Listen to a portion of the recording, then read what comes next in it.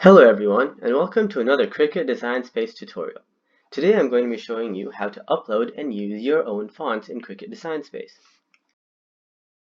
So to start, you can go here to dafont.com. This is a website where you can find multiple free fonts. You can search any type of font you liked. I decided to go for something medieval. So you can scroll down, look for a font. I like Old English right here. So I'll go ahead and click download. This will save as a zip file. So once it's saved, you can go ahead and click Show in Folder. So once it shows up, you can right click and extract all. Extract. From here, you'll see the font. All you have to do is double tap the font. This will bring out this panel, and you can simply click Install at the top left.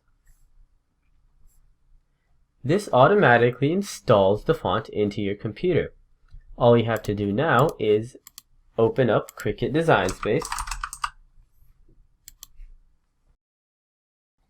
And if you already had Cricut Design Space open, you're going to want to restart it so that the font registers into the system.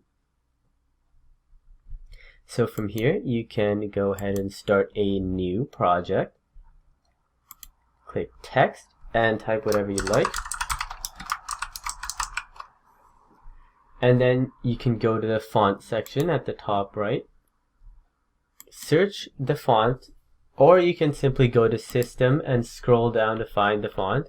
Much easier if you remember the name of your font. For us, it was Old English. From there, you can click that font, and there you go. You officially have a downloaded font that you can use in Cricut Design Space. Thank you for watching.